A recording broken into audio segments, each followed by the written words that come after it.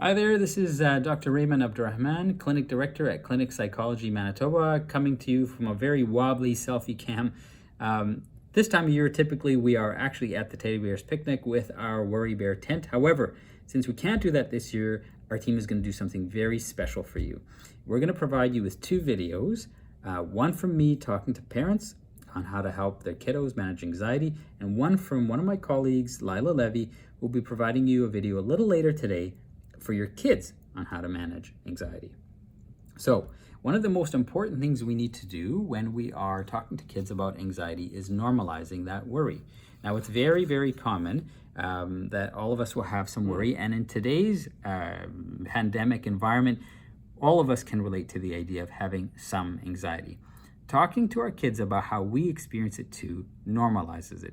Now, you probably noticed I slipped something in my pocket. Well, the other way to do this is to talk to our children about worry clouds. This is a metaphor or a story that can help us navigate the anxiety landscape for our kids. So, all of us have a worry cloud. For some of us, it's very cute and manageable, and for others, it can get very, very, very large.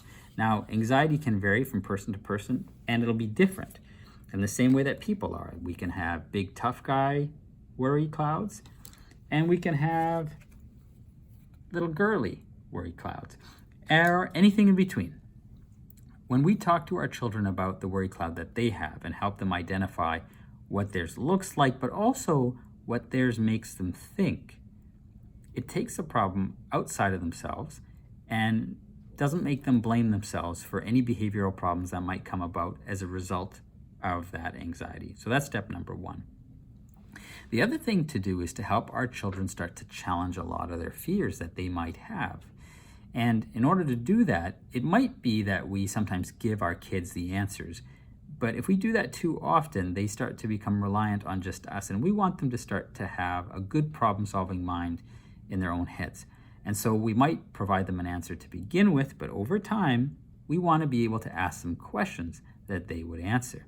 When they start to answer these questions themselves, they start to internalize the response and rely on themselves for coming up with the answer. So let's say, for example, I feel nervous going to the park. And you'd say to them, well, is it realistic that you'd be worried? And they say, well, yes, there's all this COVID stuff happening.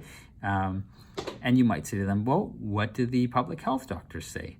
The public health doctors said that we can now go to the playgrounds, but we should engage in something called social distancing. Now, the first time you give them that answer, they might need a little help. But after you've given them to them once or twice, you want to be able to get them to get the answer on their own. So that's number one.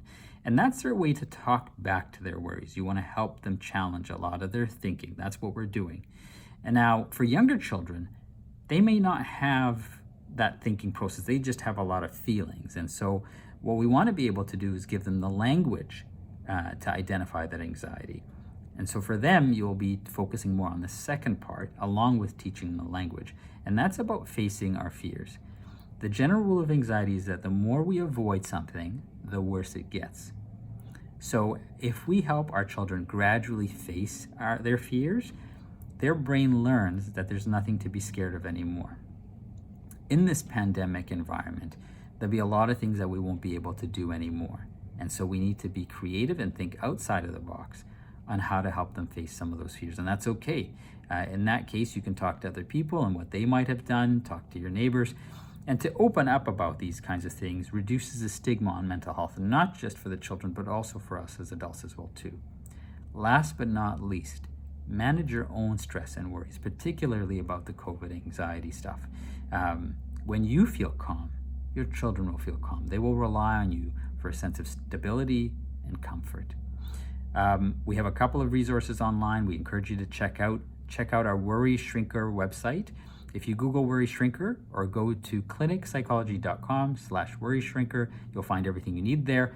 Look forward to my associate Lila Levy providing a special video just for your kids a little bit later today.